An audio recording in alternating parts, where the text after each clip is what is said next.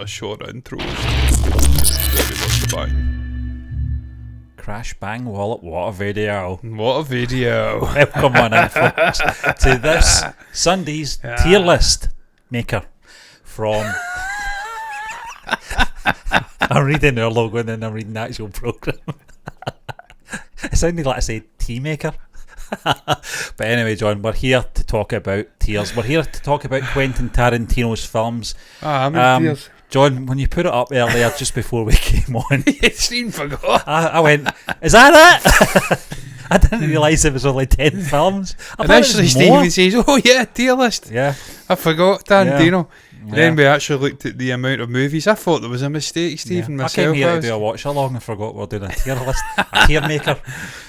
John. But Stephen, I brought it up. I'm like, fucking, just get on here.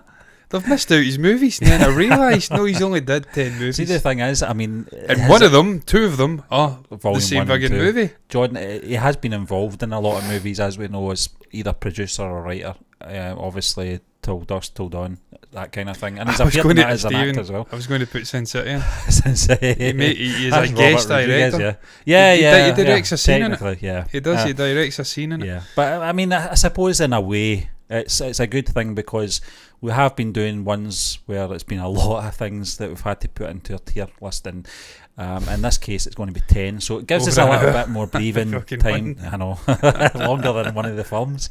Yes. And it gives us a bit of time to give us more reason why we're putting them where we're going, I suppose. The MCU one was nearly 2 hours long. So John, you're the man in control, so I think it's only right that you should probably take over from my ramblings before I say something stupid like tier list maker once more. Well, I mean, we're getting the option to change the background colour here, and I'm not really interested in that. Yeah, we'll make a tier list for the background colours, and we'll do a programme on that. Yeah. So at some point we're going to run out. It's inevitable. We're either going to run out of potential subjects to list in tiers, John, or we're going to run out of space on the thumbnail. Yeah. Your best Bond. That would be a good one to get people involved. It would absolutely crash and burn this channel if we did that. I've not even seen fucking 90% of them. I've only watched the Daniel Craig ones, a couple of Connery, and sadly Pierce Brosnan, 1 or 2 of his. So I think there's about 15 years of Bond movies that I've not seen.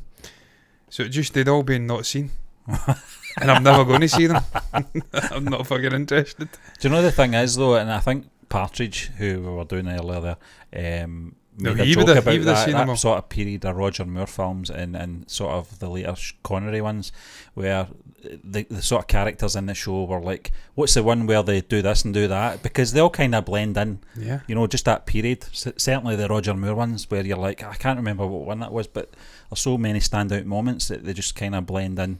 And you can't remember what film it's from. But anyway, we're not here to talk about that. We're here to talk about Quentin Tarantino, Stephen. The man has made 10 movies. Yeah. By all accounts, the next one will be his last.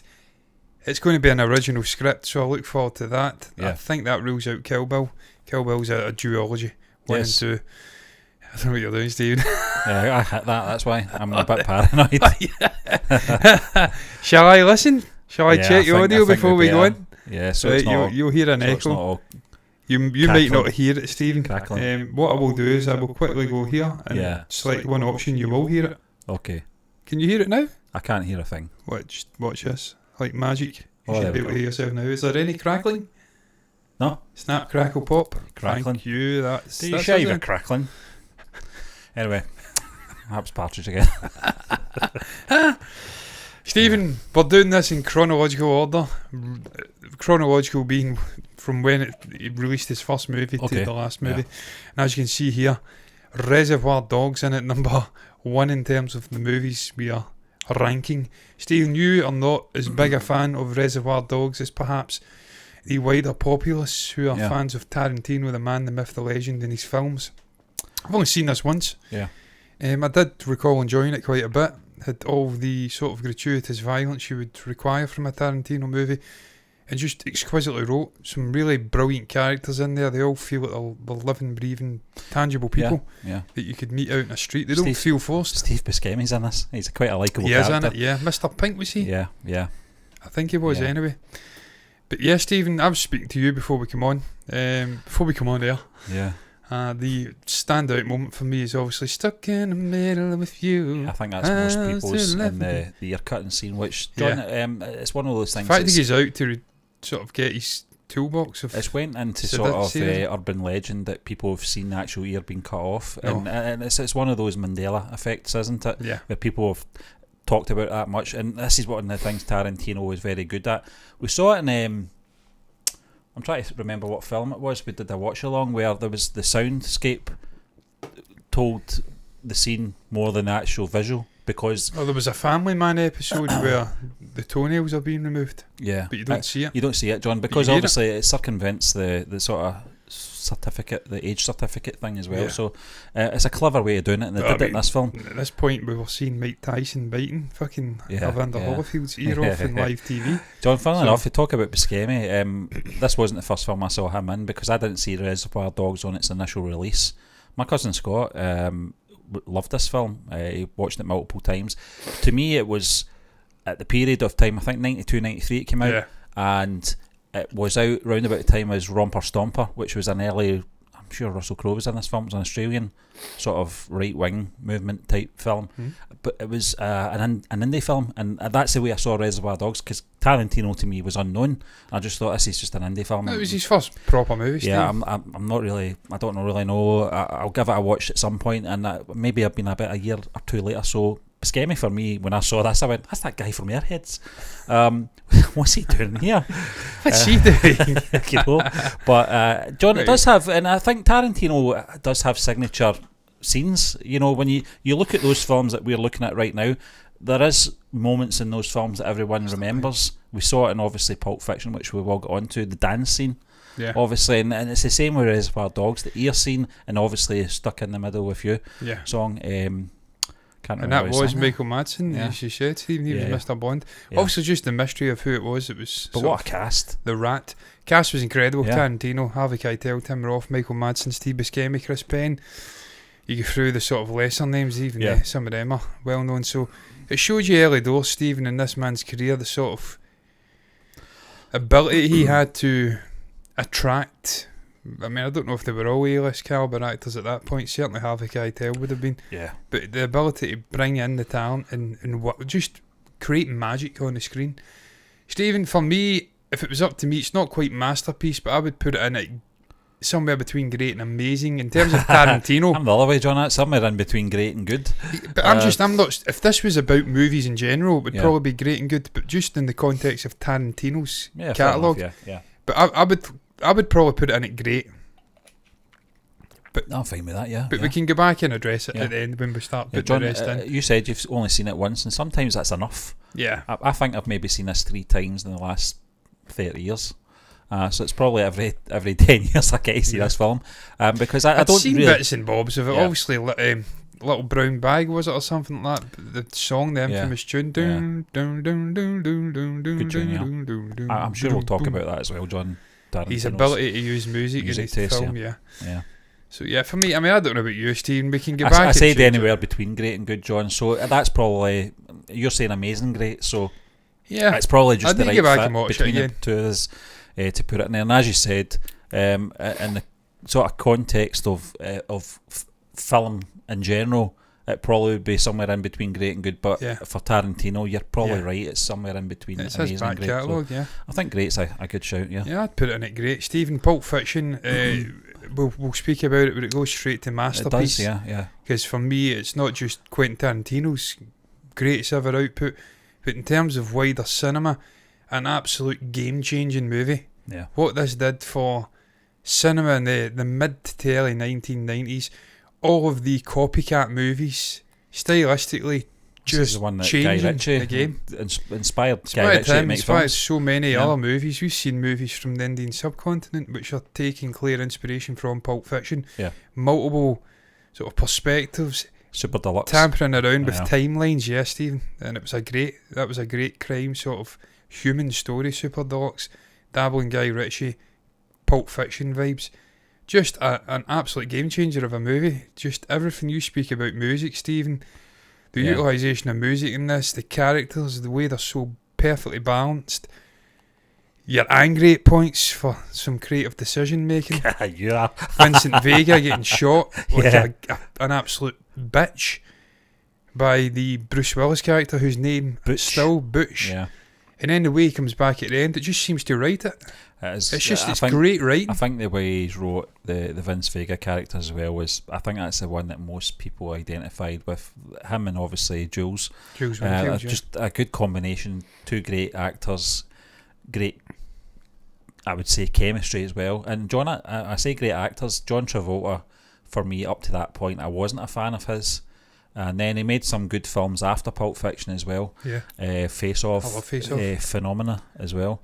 And then kind of faded off, again. yeah. But he's a pilot. The man's multi-talented. For that period though, he was Vince Vega. He was, yeah. And you're absolutely right. It was a bit of a bummer the way it went out, but Stephen, it made sense for the character in the world, because Jules made the decision after that sort of brush with death to go off and change his life. He was done with it. Yeah.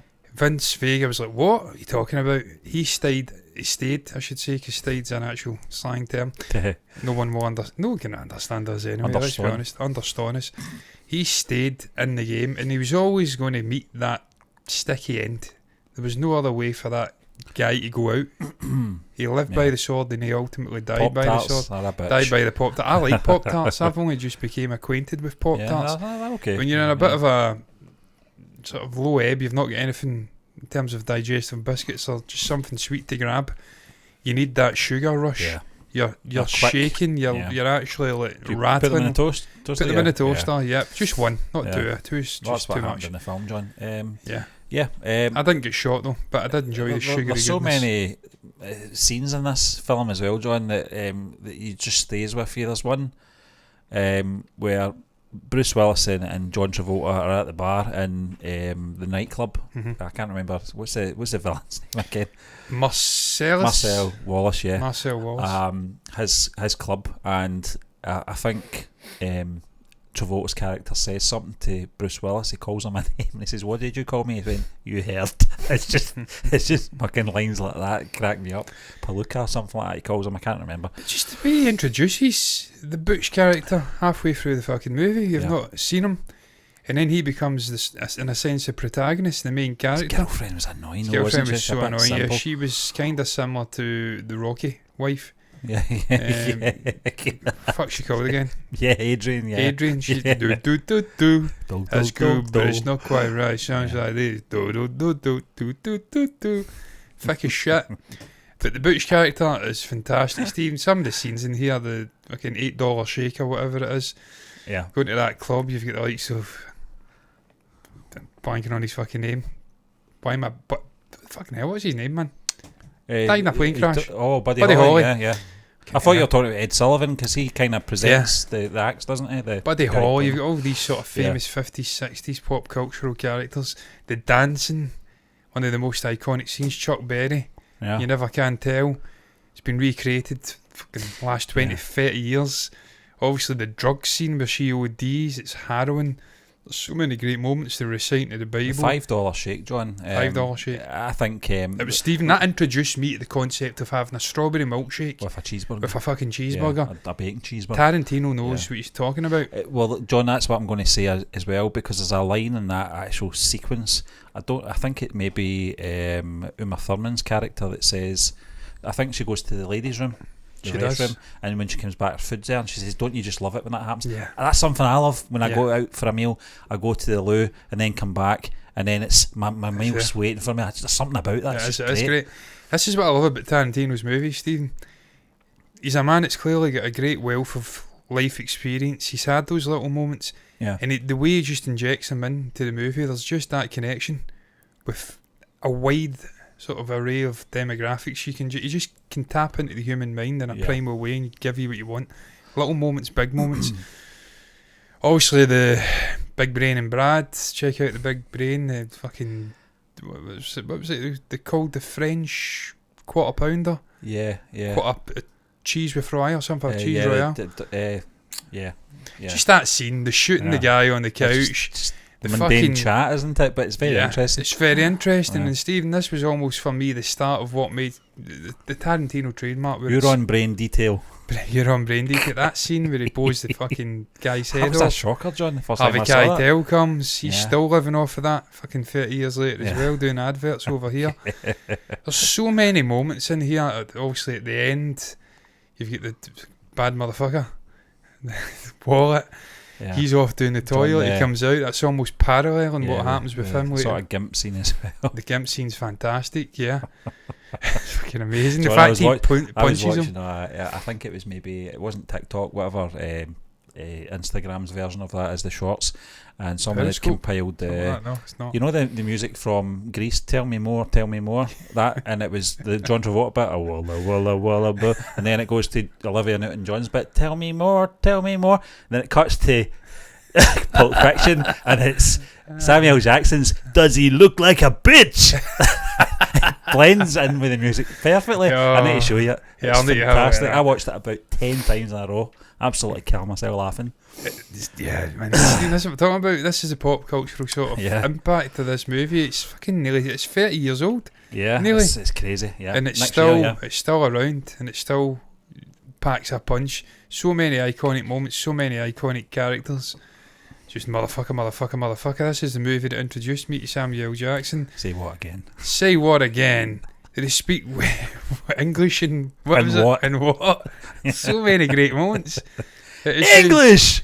I love that scene. His fro with the fucking comb. It's just iconic. The coffee sequence, Big Kahuna burger. The cornerstone of every nutritious breakfast. It's the way he drinks that Sprite, looking right into his eyes, not blinking. That's intimidating, You're John. going to leave me, son? No, fucker. He tries to get off the sofa, the other chap, and he's like, you just stay where you are. He commands the room. He does command the room. The Easy Queel sort of quote as well. The Righteous. I fucking can't remember the actual full quote just now. It's not going to happen. But an outstanding movie. This is one of the greatest movies ever made. Kush Baggery, Stephen says Django Unchained should be in masterpiece category, but we'll see where we put it, Kush. Django. At some point. Django. One of my favourite gifts comes from Django. Oh, it's a DiCaprio moment where he turns round and nods. Yeah. Fucking great, isn't it? That's a harrowing movie as well, though. There's some moments in that are genuinely uncomfortable. There is bits in it, John. I'm really angry with certain characters as well. We'll get into that, Stephen. We shall. But for me, that's a masterpiece across the board, not just for Tarantino. That's probably the movie that put him on the map as a director. I think in mainstream, John, because I think, as I mentioned previously, Reservoir Dogs was very indie feel to it. Yeah. Like it was almost like, you mentioned Rocky, John, and obviously Stallone. The way that film was shot was very handmade. I thought Reservoir Dogs was that. Pulp Fiction was more polished and constructed better as well. And it was, as I said, it was that's what put him into mainstream sort of people's consciousness. You know, just Tarantino. I know Tarantino film when I see one now. I mean, see, Reservoir Dogs is a movie. It's a great movie, but in terms of comparing it to Pulp Fiction, there's definitely a jump quality. Complexity and everything, what he's doing with the characters, it's miles ahead of it. Stephen, I've never seen Jackie Brown, so we're going to rely on you. I've seen it once, and I didn't mind it. This was back in 97, 98. I would have seen it probably about 98, 99 or something like that. It was the late 90s. And I thought it was okay. I thought it's not as good as Reservoir Dogs, and it's certainly not as good as Pulp Fiction. I felt... It's funny because this seems to be, we spoke about this, a Marmite movie. Some people rank this as the number one Tarantino movie, and some rank it as being meh. And I can't even say, John, I can see why, because I don't feel that way about it. I think you would enjoy it, John, but I did say to you at the time, some cast. I think it's if you like this film, you're going to like it a lot. I like it a lot. You're going to like it a lot. You're going to love it, basically. And if you're not that keen on it, I said you'll still think it's Dumb and Dumber. Yeah, I like it a lot. Yeah. Even if you think it's an okay film, it's still okay as in good, not as in good and average. Terrible. Yeah, good and terrible. Coming to America. You were doing the whole Reverend good. Good and terrible. Reverend Brown. John, but I can't really say too much about it. I've seen it once. It wasn't my most enjoyable experience, but it's not a meh. I think it's too harsh to put in a meh. Yeah, I would say it's a good film, yeah. Fair dues. You get Keaton in there, Michael Keaton, not Diane, and you've got Robert De Niro in there as well. Samuel Jackson's in there as well. I can't remember what's the main actress called in this the one right at the forefront. I can't even remember the actress' name. Let's find out. Pam Grier, yeah. Bridget Fonda as well, yeah. Yeah, I mean, again, it's like Chris a cast. Tucker, Yeah. fucking hell. That is an incredible cast. Robert Frost. Yeah. Wow. So, And Stephen, again, it goes back to what I spoke about. Danny DeVito's in there, Tommy Jr.'s Lister. yeah. I mean, this man's only 3 movies into his career as a director at this point, and look at the talent he's able to attract. That shows you just what he was bringing to the table. I think perhaps maybe the Robert De Niro thing was maybe a Harvey Keitel connection there. I think Harvey's probably said, do one of his films. If you get the chance, do one of his films. And he did. Yeah. Well, Stephen, Kill Bill. Big gap, John. We're Kill talking Bill, 6 years. Yeah, we were talking about that. It's crazy. The gap this man had. I forgot how big a gap it was. I really did.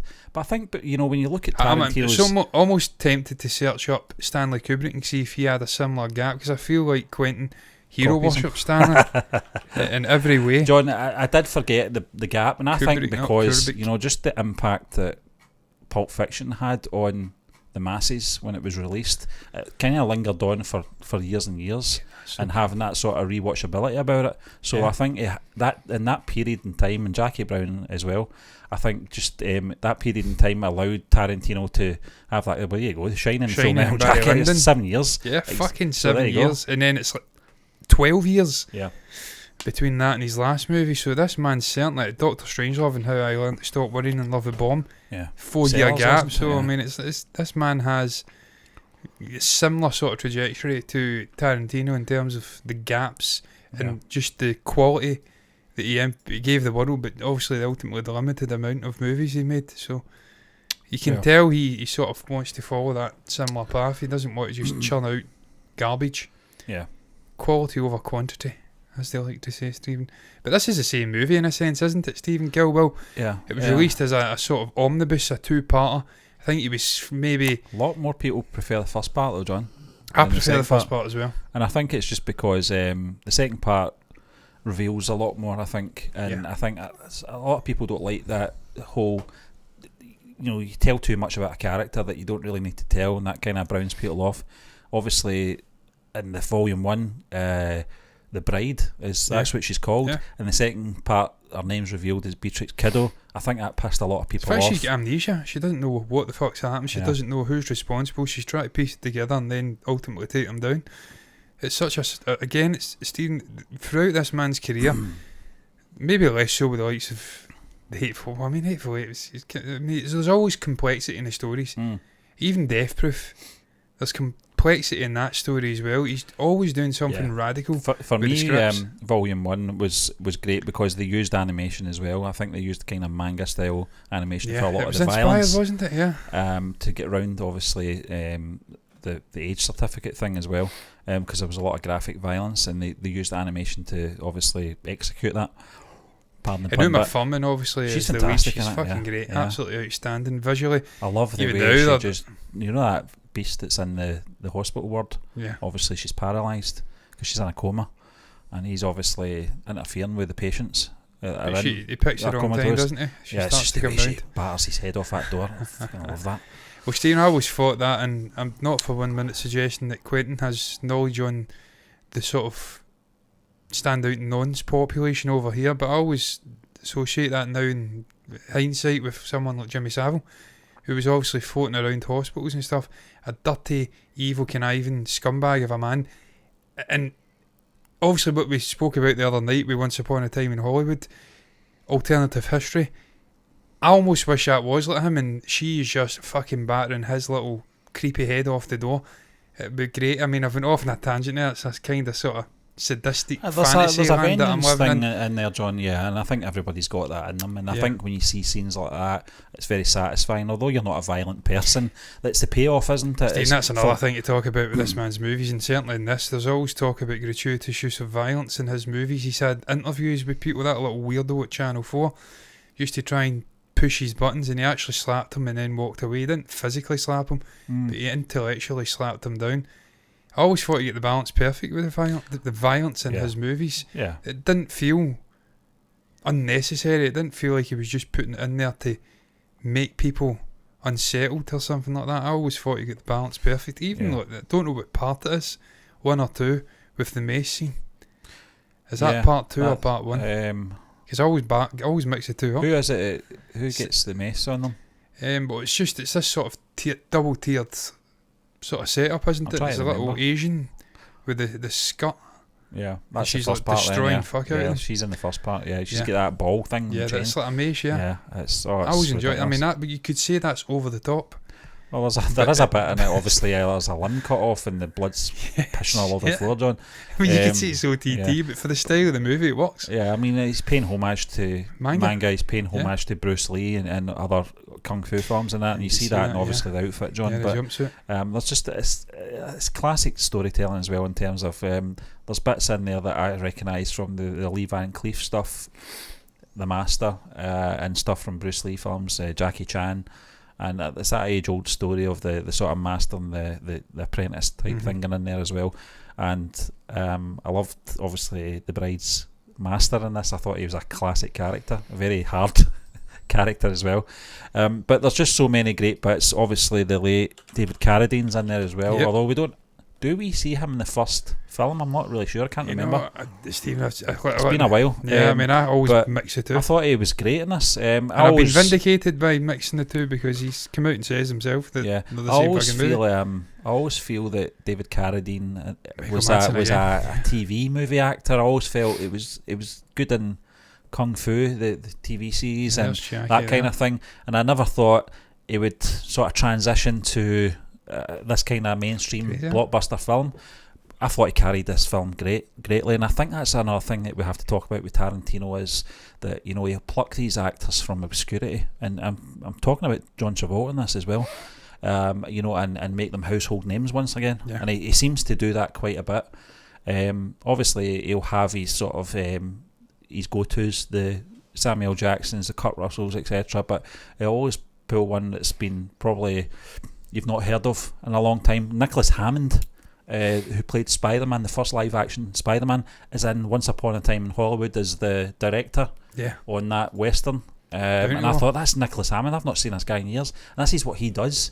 He has this database in his head of actors from yesteryear that inspired him to become a filmmaker, and obviously the ones that are still living, he'll bring into his films in some fashion.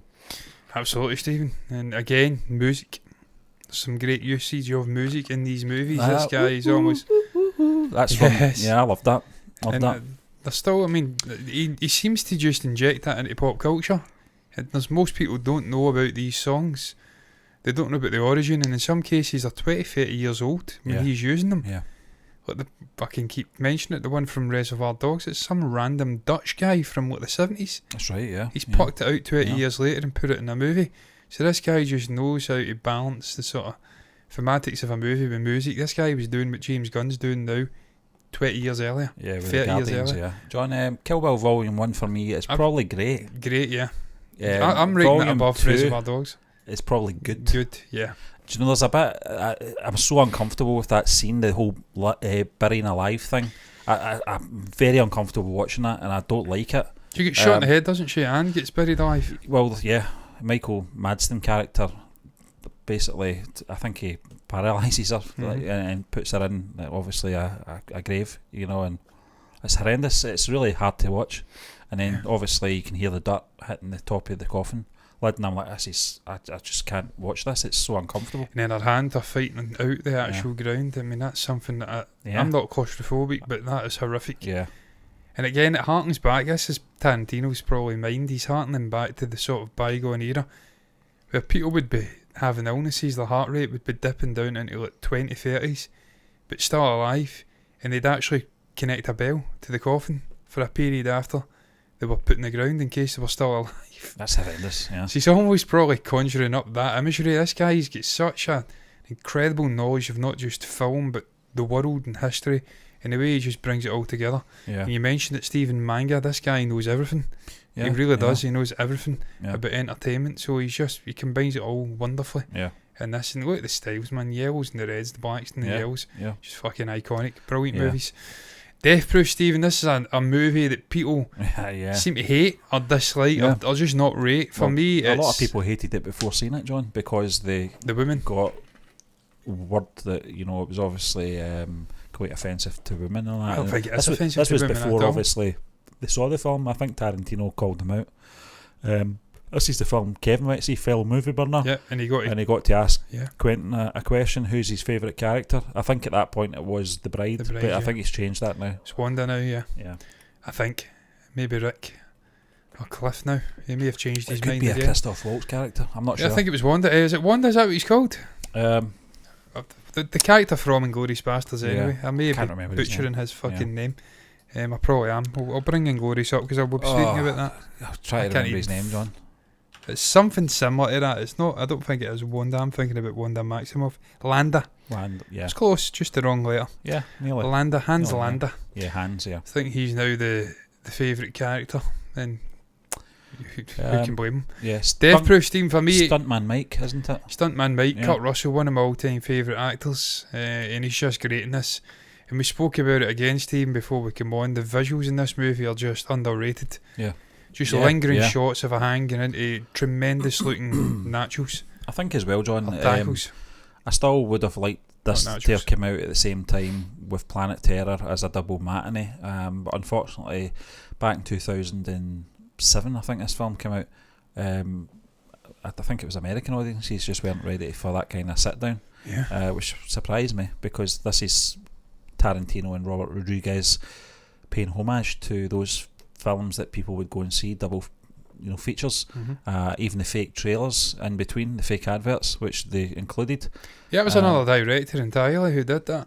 And we got, I think it was Machete, wasn't it? Machete. Danny Trejo, which ended up being made into, I think, two films. Did that get made? Yeah, and I Didn't think even realise it. just something about this as well. Obviously, Tarantino plays Warren the barman in some of the scenes as well.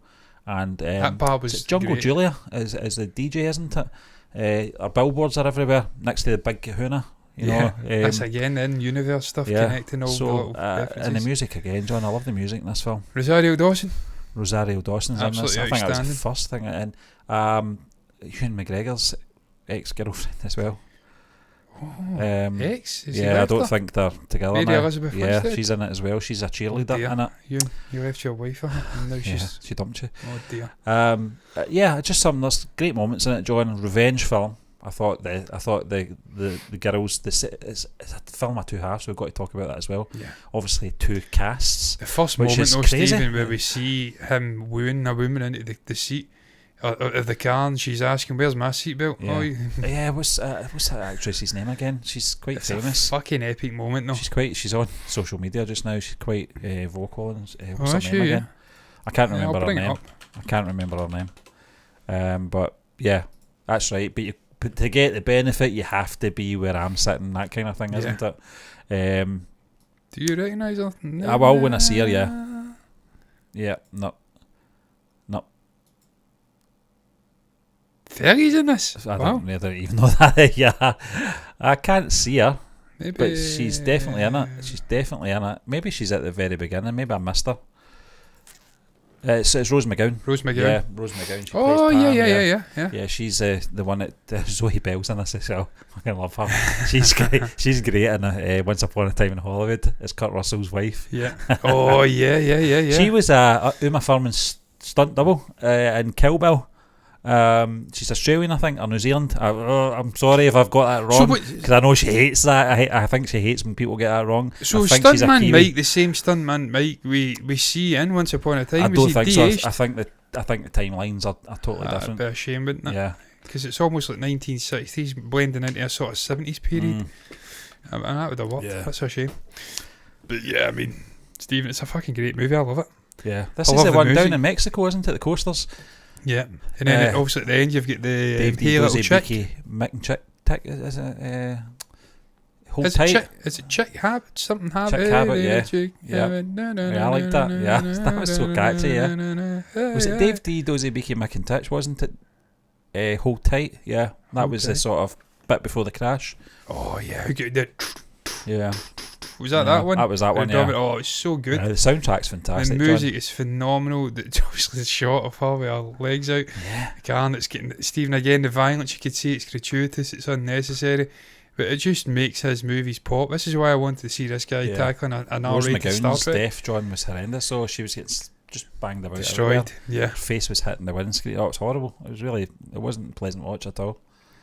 but Stephen, But that's what he got his kicks from, wasn't it? Yeah. He was. Yes, I was about to say something He was a there. bit of a pervert. He was a bit of a pervert. Yes, a bit of a deviant. But there is a bit, John, But an where he comes incredible out of the bomber car jacket. and then he comes out and puts his hand on the sort of roof and he's like that to the second lot of girls going, now wasn't that fun or something like that, and then one of the shoots just misses him. It's his reaction. It's fantastic. Yes. They flip it beautifully. Yeah. He becomes the hunted very quickly, Yeah. and then they just fucking unleash an absolute beating on that fool. It's tremendous. And again, to the backdrop, Stephen, this is why I don't understand why people continually attack him and attack his movies and attack the so-called violence, because he's more intelligent than that, man. This guy isn't binary black and white. No. He does things more intelligently, more nuanced than that. Where are we rating it, Stephen?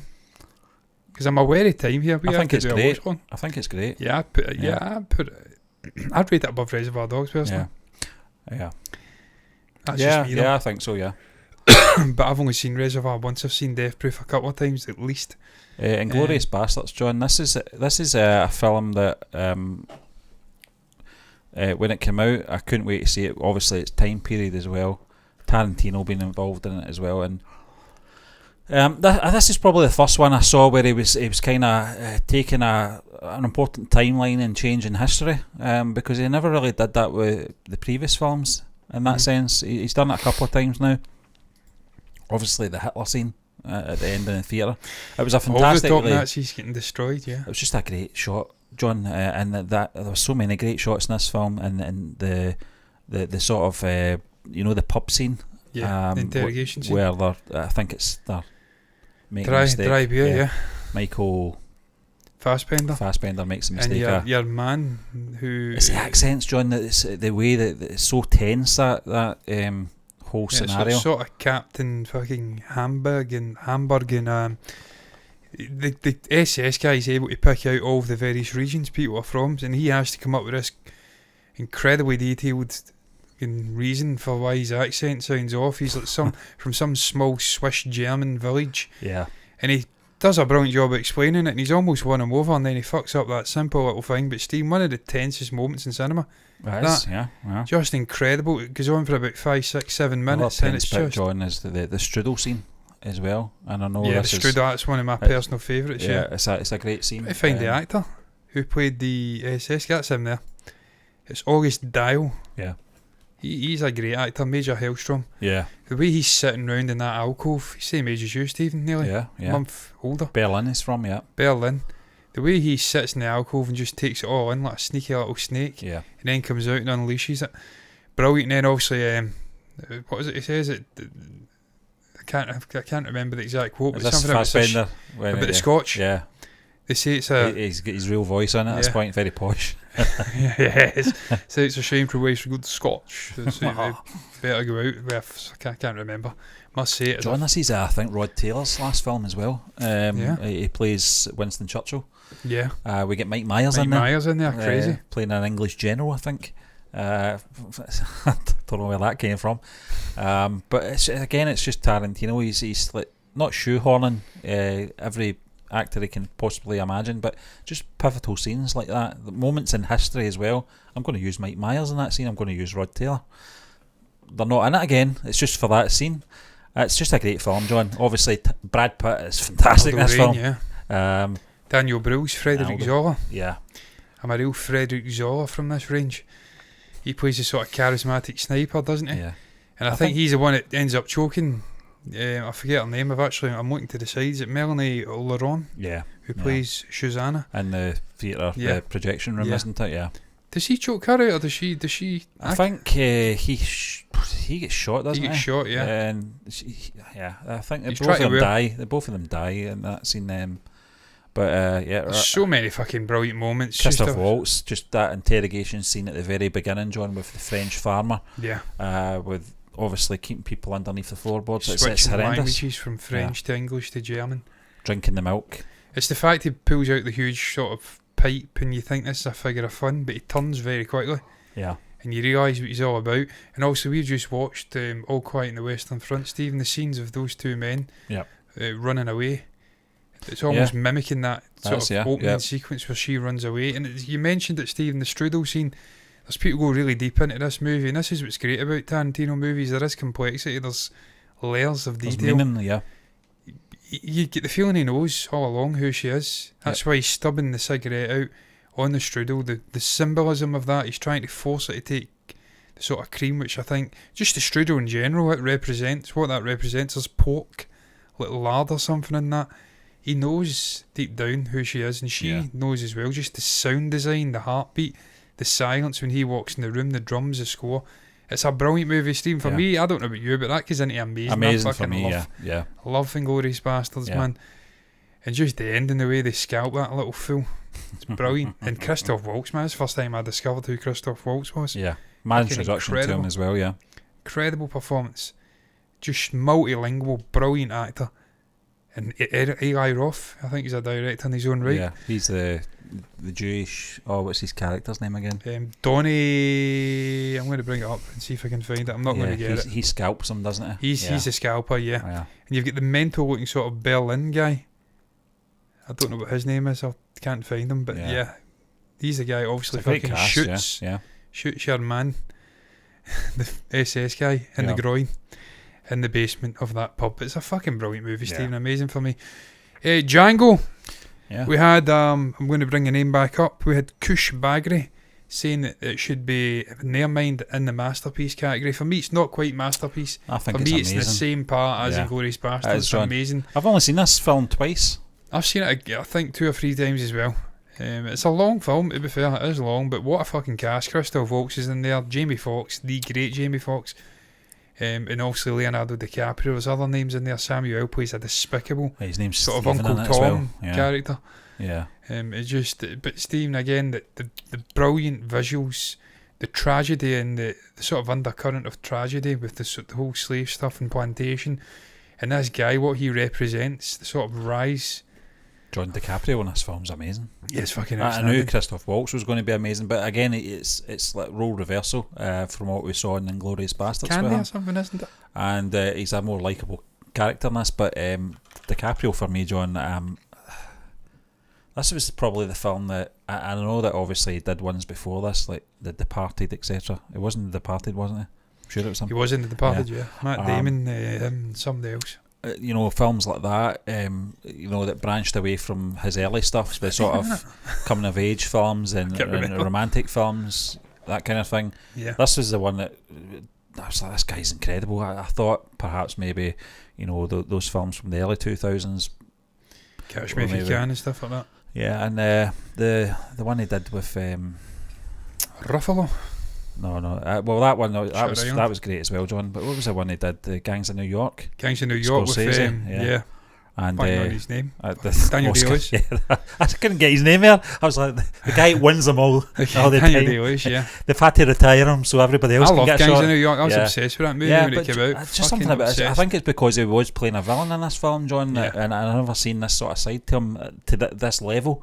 And I just thought, this guy's a despicable bastard. I don't like him, but there's only one person I hate more in this film, that's Samuel Jackson's character. I just could not stand it. He got under my skin. I thought, you bastard, you're the worst in this film for me. It's not even DiCaprio's character who I expect to be a bastard. You should know better, It's just a horrible character. But it's a great film, John. Again, it's Tarantino genre jumping again. He's tried the martial arts films. He's done the 70s sort of exploitation films with obviously Death Proof. This was the Western. I know he's going to do another Western right after this, but World War II, But John, I mean, it's just it shows the levels of Tarantino's concentration when he's watching other films, and what inspires him and what inspires him to write films as well. Specifically when he's doing different genres as well, and he's a lover of all film when he can do different genres and do them so well. It's not just specifically one.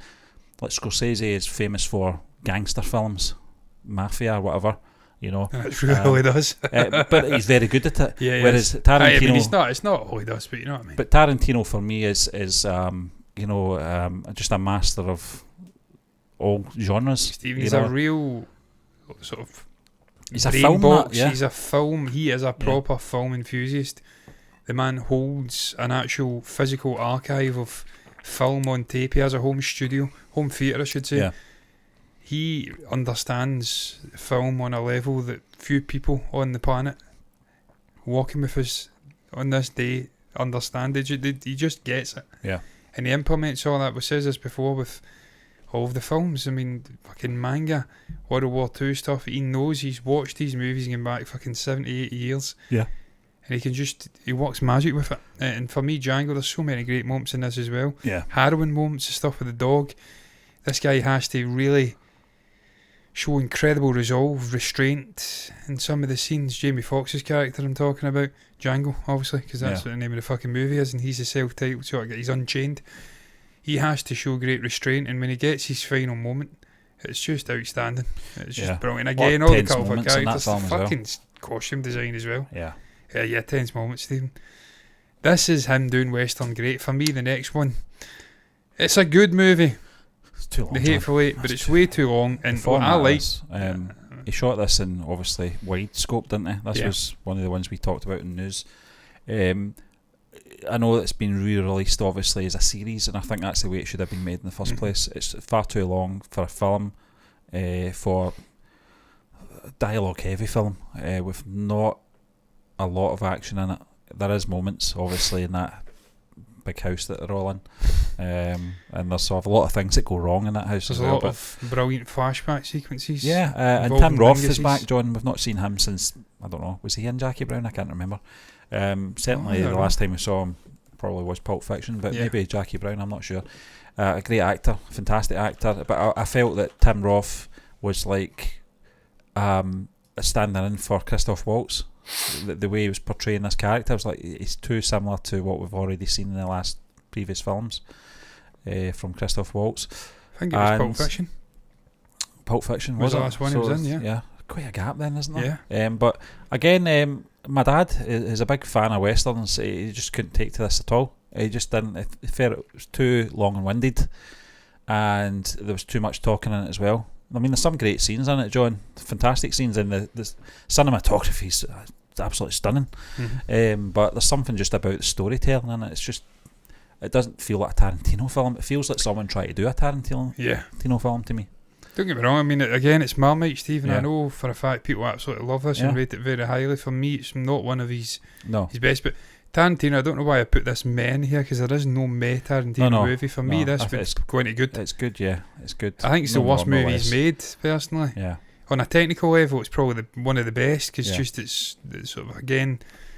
We're talking about enjoyment here, though, John. We're talking about what you get out of this film in terms of entertainment, and it's just not quite there, is it? It isn't. Not for me anyway, Stephen. One that is quite there, though, the last one on the list. Again, it's not going to be a masterpiece for me, and I'm just speaking from my personal opinion. I don't know if you agree with me.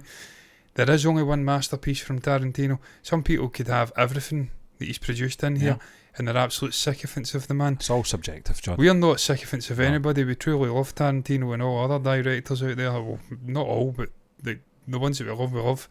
But we're not so sycophantic and sort of blinkered that we're going to put everything masterpiece. Even Nolan's not going to have fucking 10 masterpieces.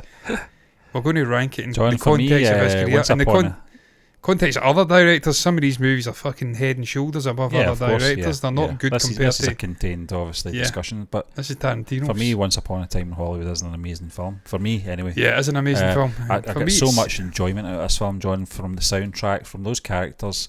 DiCaprio's Rick Dalton, Brad Pitt's, I always forget his name, Cliff Booth, the stuntman, and obviously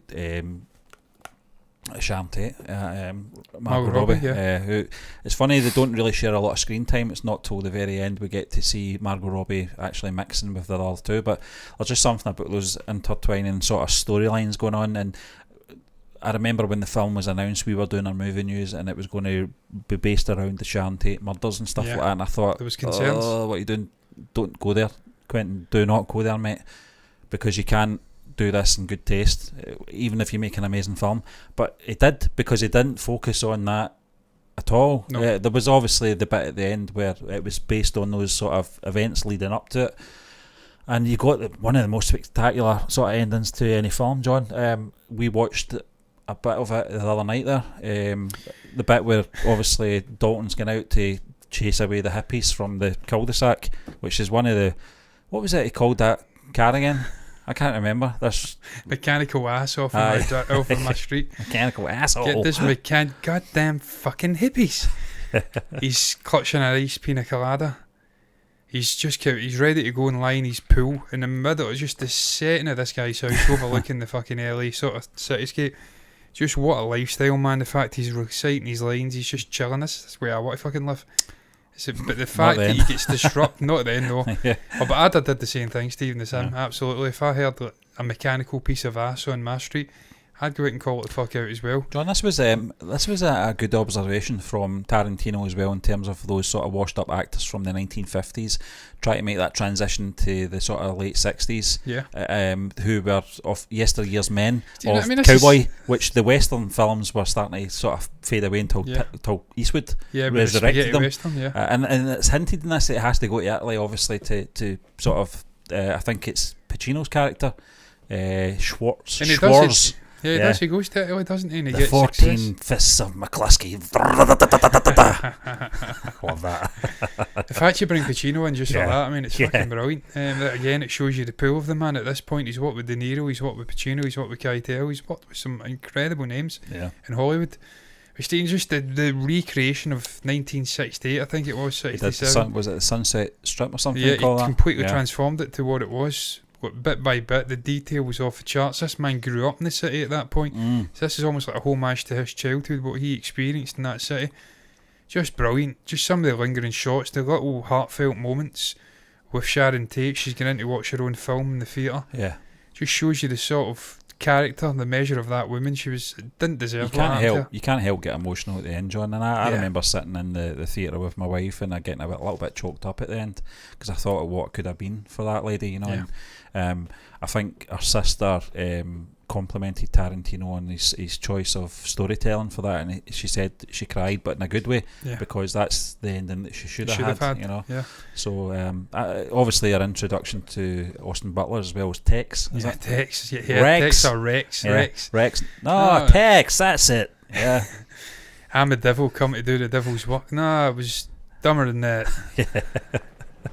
Something about fucking Rex. Yeah, Rex, that's it. And then fucking Stephen, that scene's just one of the greatest moments in cinema. The theatre, when I went to watch it, I think I watched it round about the same time as yourself. Yeah, I think it was the same day. It was the same fucking day. It's crazy, yeah. Or maybe I maybe went a day after. The whole theatre was just laughing at it the whole time, you know, just that scene, the canned dog food, you know, just the flamethrower. Yeah, the flamethrower was fantastic, yeah.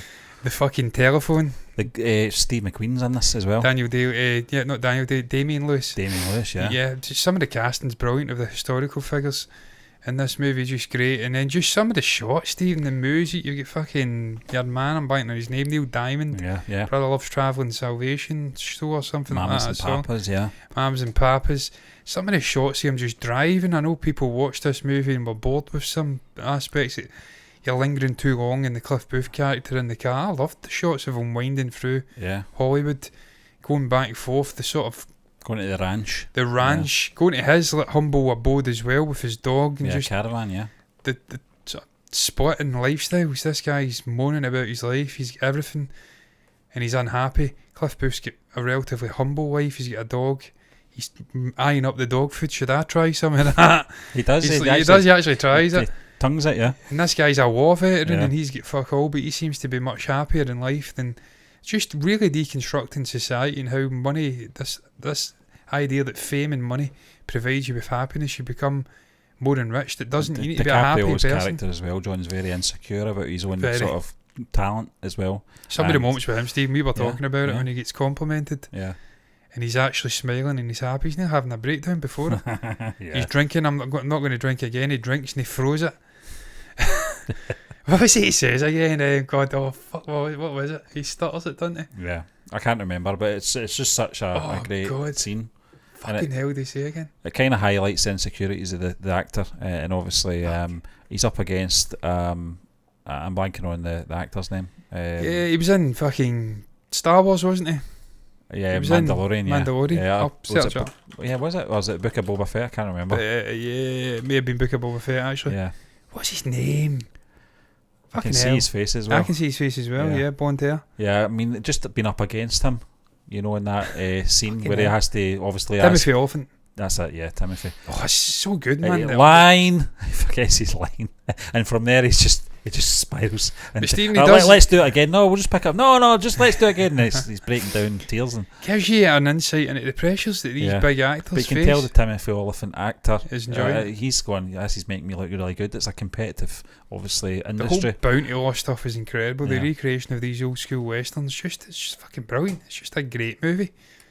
Austin Butler's in there, as you did say. We don't really get to see the Charles Manson. We do get to see him briefly, doesn't he? He's looking for Dennis Wilson. Yeah. He comes to the house. Yeah. But it's just fucking great. It's just the characters are popping off the screen. The way he's introducing fictional characters with living, breathing characters. The music, the setting. It's just an authentic, brilliant experience, man. I thoroughly enjoyed it. It's one of his best movies for me. Yeah. Right up there, and that's why we've got it an amazing next to Django and Inglourious Bastards. Steve, I don't think any of these movies need to be shuffled around. I think we've nailed it in terms of... It's a good balance. Yeah, Pulp Fiction's a clear masterpiece. It's one of the legendary Hollywood movies. Spans the test of time, this thing. This should be in the vault with the likes of Star Wars if it isn't already. It's legendary. These movies aren't quite as good as that, but they're amazing. All of this guy's movies, but I have to stress, all of his movies are fucking outstanding cinema. You go and you watch them, you will not be disappointed with any of them. Apart from Jackie Brown, I've not seen it yet, but I'm sure it will be right up there when I do see it. They're all great. It's like the Beatles. It's like trying to judge a Beatles song, an album against another. I mean, you can do that because there's some absolute howling Beatles songs out there.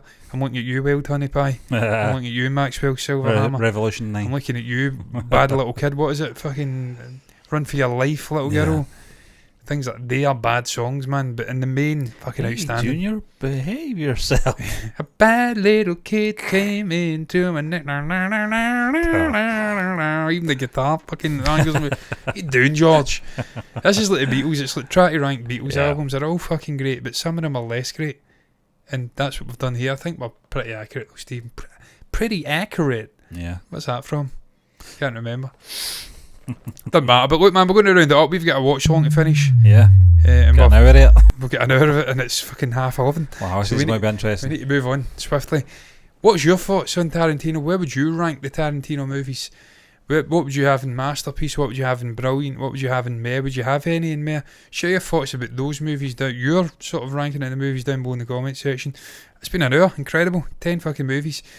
Like the video if you've enjoyed it, subscribe to the channel, hit the bell icon to get notifications straight to your eyeballs. All that's left to be said is me and Stephen are done. We won't be back for a while. Steve's going off in these sunny holidays.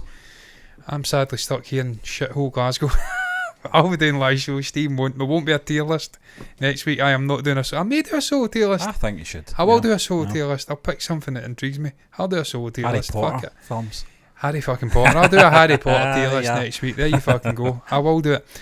So if you enjoyed it, stick around for that. Subscribe to the channel. All that's left to say is me and Stephen are done. Thank you for watching. Until the next time though,